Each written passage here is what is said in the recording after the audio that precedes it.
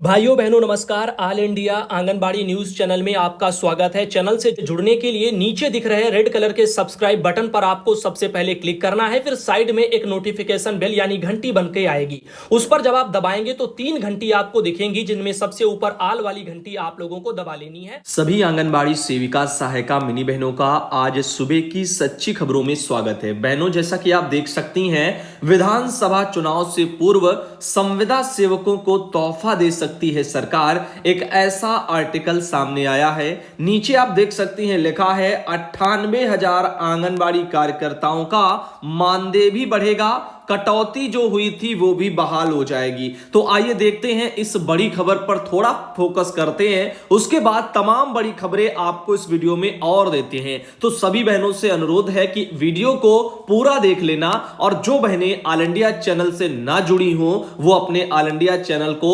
Subscribe जरूर कर लेना। बात करते हैं, नीचे ये जो खबर है भोपाल में प्रकाशित हुई है। प्रदेश में वहां विधानसभा चुनाव के पूर्व राज्य मध्य प्रदेश की सरकार, उन्होंने विभिन्न विभागों और नियमों और परियोजनाओं में कार्यरत जो भी संविदा सेवक हैं, इनको नियमितीकरण करने का तोहफा दे सकती है। इसके लिए सरकारी स्तर पर वित्तीय नफा नुकसान का आकलन किया जा रहा है। कमलनाथ सरकार के दौरान जिन आंगनबाड़ी कार्यकर्ताओं के मानदेय में कटौती की गई थी, उसको भी बहाल करने पर विचार हो रहा है। तो देखो, चुनाव नजदीक आते हैं तो हर एक कर्मचारी की समस्याओं के प्रति ऐसे ही आर्टिकल प्रकाशित होने लग जाते हैं, क्योंकि उनको भी चाहिए वोट। अब देखना यह है कि विधानसभा चुनाव तक केवल लॉलीपॉप मिलता है या उसके काफी समय पहले ही इन चीजों को पूरा कर दिया जाता है। अगर चीजें पूरी नहीं होती हैं तो समझ लेना, हमेशा की तरह, हर सरकार की तरह सिर्फ और सिर्फ चुनावी लॉलीपॉप ही दिया जा रहा है, क्योंकि जिसको करना है वो विधानसभा चुनाव का समय नहीं देखेगा, वो कर देगा। अब देखना इनका यहां पर है कि यह विधानसभा चुनाव को लेकर के केवल ऐसे बयानबाजी करती है सरकारें, या फिर कुछ किसी को देते भी हैं। लिखा है, जानकारी है कि भारतीय मजदूर संघ के इस विषय में सरकार से बात चल रही है। संगठन की सीएम से भी इन संबंध में वार्ता हो चुकी है। मजदूर संघ ने सरकार का समक्ष पक्ष रखा कि इनके लिए जो नीति बनाई गई थी उसका कई विभागों में अधिकारी समय पर लाभ नहीं दे पा रहे हैं। इस कारण इनका एक मुक्त नियमितीकरण होना चाहिए। बताया जा रहा है कि मजदूर संघ के अलावा पूर्व कमलनाथ सरकार में जिन 98,000 आंगनबाड़ी कार्यकर्ता के मानदेय में कटौती की गई थी, उसको भी बढ़ाने पर विचार हो रहा है। बताना होगा कि प्रदेश के विभिन्न विभागों और परियोजनाओं में कार्यरत संविदा कर्मचारियों के संबंध जो है, संघों ने नियमितीकरण के संबंध में भारतीय मजदूर संघ को पत्र लिखे। इसके बाद सरकार से वार्ताओं का दौर शुरू हुआ। जानकारी है कि विधानसभा चुनाव से पूर्व सरकार इन मांगों पर मुहर लगा सकती है। तो केवल और केवल अनुमान है आर्टिकल वालों के, बाकी ऐसा सरकार ने अभी कुछ किया नहीं है। विचार तो सरकारें हमेशा करती हैं, कोई भी इंसान मांग लेकर के जाए तो आश्वासन दे देते हैं, हाँ हम करेंगे, बस ऐसे करके चले आते हैं। समय पर समय बीतता है, साल पर साल बीत जाते हैं, होता कुछ नहीं है। तो आप यहां पर जो देख रहे हैं वो भी हो सकता है आने वाले समय में केवल चुनावी लॉलीपॉप निकल के सामने आए। तो यहां पर आप देख रहे हैं, लेकिन एक बात जरूर है, चाहे कोई भी मजदूर संघ हो, आंगनबाड़ी बहनें उसके साथ जुड़ी रहती हैं, और वहीं धरनों पर उन्हीं बहनों की भीड़ दिखाई देती। नियमितीकरण को लेकर के तमाम संविदा कर्मियों के नियमितीकरण पर बातें ये कर सकते हैं, क्या आंगनबाड़ी बहनों का नियमितीकरण को लेकर के मुद्दा नहीं उठा सकते? तो फिर तमाम विभागों के लोगों के नियमितीकरण के लिए लिखा है, आंगनबाड़ी के नियमितीकरण के लिए पोस्ट में नहीं। हाँ, आंगनबाड़ी के वो मानदेय के लिए लिखा है, जो 1500 कट गया था, यानी सबका बढ़ा था, तो एमपी सरकार ने रोक दिया था। अब देखो, 29 साल से कुष्ठ संविदा सेवकों को प्रतीक्षा। स्वास्थ्य विभाग के अधीन विगत 29 वर्षों से कार्य कर रहे संविदा पर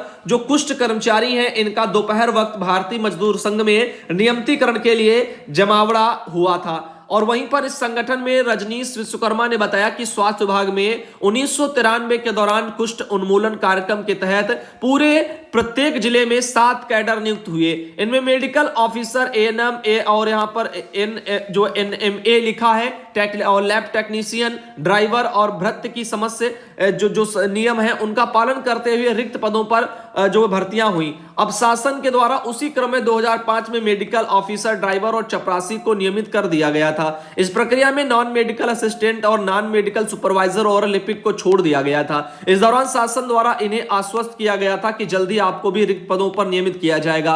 वह कर्मचारी आज भी अपने नियमितीकरण के लिए भटक रहे हैं। मध्य प्रदेश राज्य कर्मचारी संघ के अध्यक्ष विश्वजीत सिंह सिसोदिया, इन्होंने इस दौरान कहा कि इन कर्मचारियों ने अपनी मेहनत लगन से समाज और प्रदेश से कुष्ठ रोगों को खत्म कर दिया। ऐसा नहीं है कि विभाग में पद रिक्त हो। विभाग में लगभग 300 से अधिक पद रिक्त है। नियमितीकरण के लिए मांग कर रहे हैं और गरीब लोग 200 लोग हैं। अब आप देख रहे हैं, जबकि आंगनबाड़ी तो 1975 से लगी है, उनके लिए आज भी कहीं भी किसी भी स्टेट में नियमितीकरण नहीं हो पाया। आज की डेट तक मैं बात कर रहा हूं, आगे कहां होगा वो फ्यूचर बताएगा। सलमा भी बहन है, मध्य प्रदेश के शाजापुर से आती, उन्होंने एक जानकारी साझा की थी।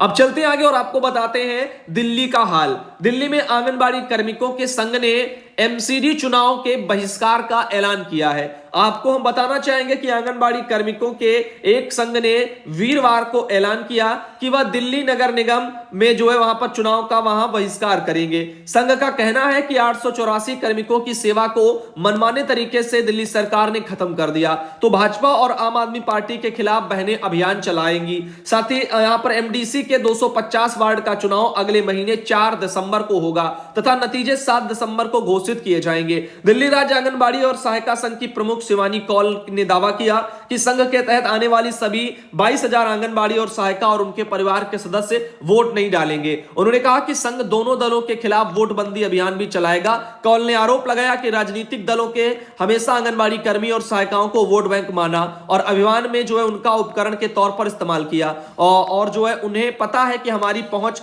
गली गली तक है। फिलहाल देखा यह जाएगा क्या दिल्ली की बहनें सत्ता परिवर्तन कर पाती हैं, इस काम में सक्षम हो पाती या नहीं। अब इनका कहना है कि बीजेपी सरकार, आम आदमी सरकार, ये दोनों सरकारों का विरोध करेंगी, घर घर जाएंगी, घर घर बहनों की पहुंच है और 22,000 ये बहनें प्लस उनके परिवार वाले, रिश्तेदार वाले जो भी वहां हैं वो सब विरोध करेंगे।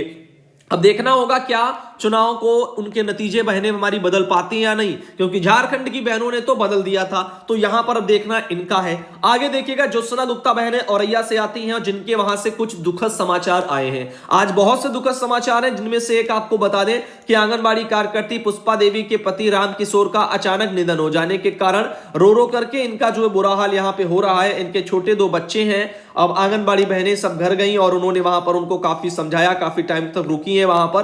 तो आप देख रहे हैं ये बिधुना वगैरह है, जिला औरैया है, इस तरह से उन्होंने ये जानकारी एक भेजी है। आगे ले चलते हैं, आपको और भी कुछ बताते हैं। इन बहन के लिए ओम शांति जरूर लिखना, साथ ही आप एक फोटो देख सकते हैं। तो काफी दुख की बात है। और एक और जानकारी, दुखद समाचार हमारे पास आया है, जिसको आंगनबाड़ी कार्यकर्ती सुशीला निगम उनके द्वारा भेजा गया है। जिला इनका हमीरपुर है, ब्लॉक इनका मुस्करा है। लिखा है, नमस्कार सुधांशु भैया, आशा है आप स्वस्थ होंगे। मैं उत्तर प्रदेश के हमीरपुर जिला की ब्लॉक मुस्कुरा की आंगनबाड़ी हूं और मेरे ब्लॉक से जुड़े एक गांव मियापुरा में आंगनबाड़ी कार्यकर्ती मंजू गुप्ता और इसी ब्लॉक के नेवादा गांव की पुष्पा सिंह, इनका निधन हो गया है। फिलहाल कारणों को पता नहीं चल रहा, इस तरह से उन्होंने लिखा है। इनकी भी आत्मा की शांति के लिए कमेंट बॉक्स में ओम शांति जरूर लिखना। कीर्ति देवी बहनें बिजनौर से आती हैं और बिजनौर से भी एक दुखद समाचार आया। बुखार से आंगनबाड़ी सहायिका समेत 2 लोगों की डेथ हो गई, जिससे हड़कंप मचा हुआ है। तो आप देख रहे हैं कि सिसौना में 25 वर्षीय महिला की बुखार से डेथ हो गई। तो आप यहां पर देख सकते हो, काफी दुखद समाचार यहां पर देखने को मिले हैं। आपको बताना चाहेंगे कि यहां पर एक ये बहन है जो कि नहीं रही। तो इसीलिए मैं कहता रहता हूं कि हमेशा थोड़ा सावधानी बरतते रहो आप सब भाई बहन, क्योंकि ऐसे केस हमारे पास बहुत आ रहे हैं। ये नूरपुर पड़ता है ब्लॉक क्षेत्र के प्रथम पंचायत झीरन में पनप रहे बुखार की चपेट में आने से 24 घंटे के भीतर आंगनबाड़ी सहायिका समेत 2 लोगों की डेथ हो गई। अब यहां पर आप देख रहे ग्रामीणों में हड़कंप मचा हुआ है और गांव में बुखार से मरने वालों की संख्या 4 पार कर चुकी है। 300 से अधिक ग्रामीण बुखार से वहां पर तप रहे हैं। तो आप देख रहे हो। और एक बताया जा रहा है कि 65 वर्षीय मुंगरी सिंह की भी डेथ गुरुवार को गांव में तैनात आंगनबाड़ी सहायिका 45 वर्षीय, और ऐसे बहुत से लोगों के सबका लिखा है जिनका डेथ हुआ। तो हर एक गांव में इसी तरीके से बुखार बहुत तेजी से फैल रहा है। मौसम परिवर्तन प्लस कई कारण है, तो इसीलिए आप लोगों को थोड़ा ध्यान देना है, मच्छरों से ज्यादा बच के रहना है, क्योंकि डेंगू नहीं होने देना है शरीर में। डेंगू बहुत दिक्कत करेगा। आगे देख सकते हैं यहां पर संचालनालय महिला बाल विकास विभाग मध्य प्रदेश की तरफ से 10/11/2022 यानी कि 10 नवंबर को एक लेटर जारी हुआ। एमपी के समस्त डीपीओ लोगों को यह लेटर भेजा गया है। उप सचिव भारत सरकार महिला बाल विकास मंत्रालय नई दिल्ली को भी ये लेटर भेजा गया, जिसमें से आप देख सकते हो एक पोषण कैप्सूल बनाया गया है। तो वो जो है पोषण कैप्सूल के बारे में आपको जानकारी देंगे। राजपाल कौर दीक्षित हैं अपर संचालक महिला बाल विकास विभाग मध्य प्रदेश से। उन्होंने लिखा, कृपया भारत सरकार के संदर्भित पत्र का अवलोकन करें, जिसकी छाया प्रति जो है पत्र के साथ संलग्न करके प्रेषित है, जिसमें उनके द्वारा पोषण 2.0 के अंतर्गत पोषण कैप्सूल तैयार करके पत्र के साथ संलग्न करके प्रेषित किया जाता है।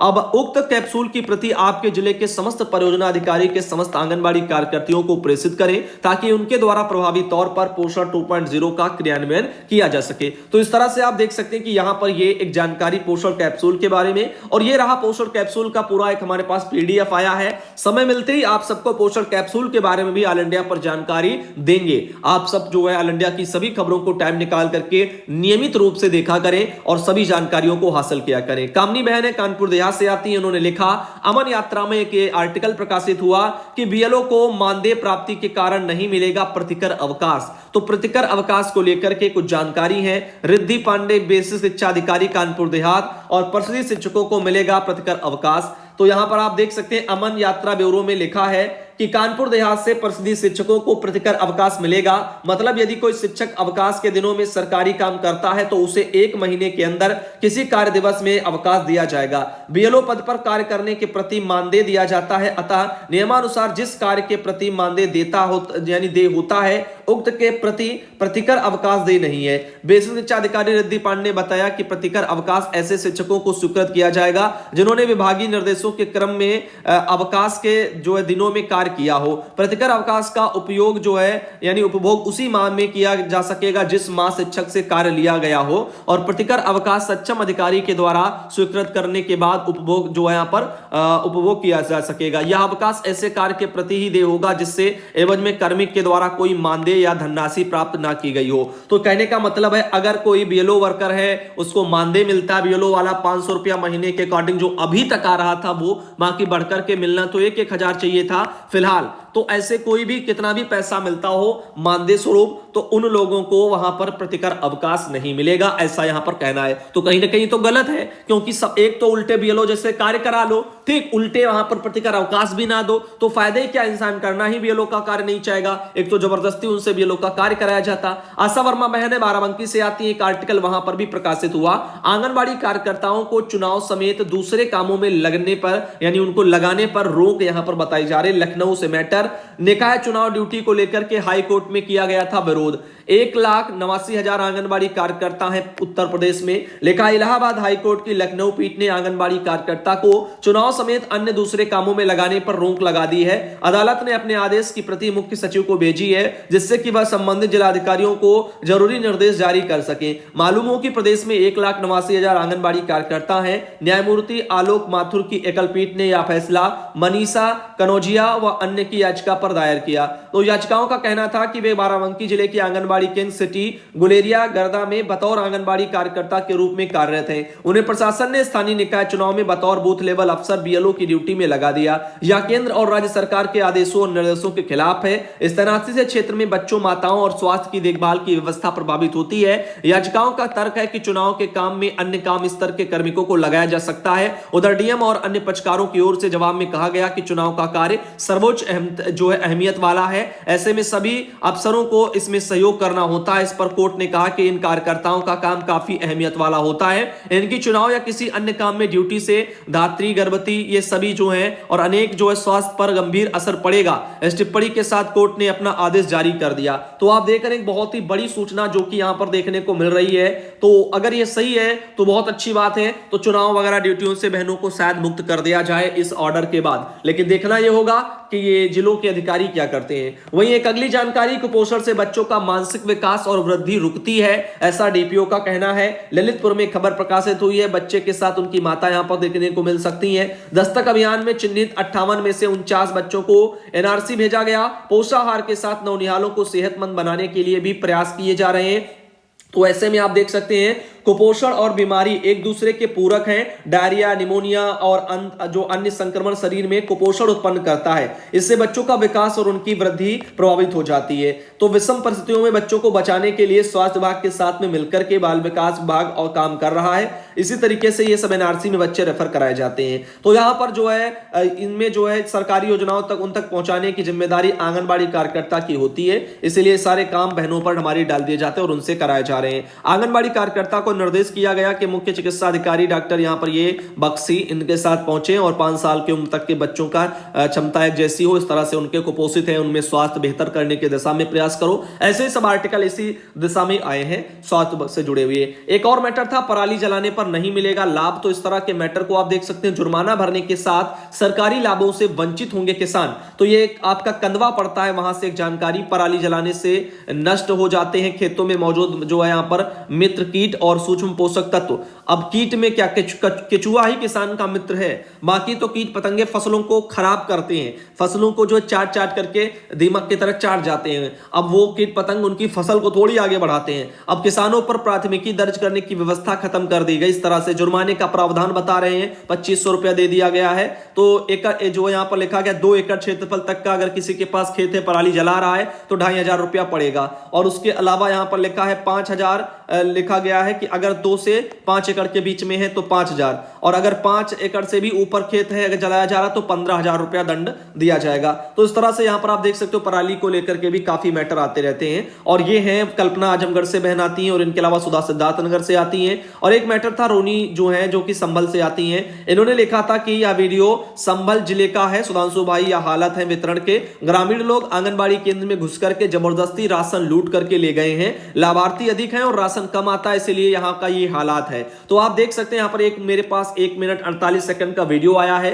राशन पर छीना झपटी जो है जनता कर रही है, जबरदस्ती आंगनबाड़ी केंद्र के अंदर घुस करके राशन को लूट रहे हैं। इस तरह से जो है ये जानकारियां हमेशा आती रहती हैं, लेकिन विभाग प्रशासन ध्यान नहीं दे रहा। शिवरानी जी अलीगढ़ से आती हैं जिनके द्वारा एक फोटो भेजी गई, और इनके अलावा ये कुसुम कुमारी बहराइच से, उनके द्वारा एक फोटो भेजी गई। आज सुबह का वीडियो यहीं रखते हैं और जल्दी आपको अगले वीडियो में मिलते हैं दोस्तों। धन्यवाद।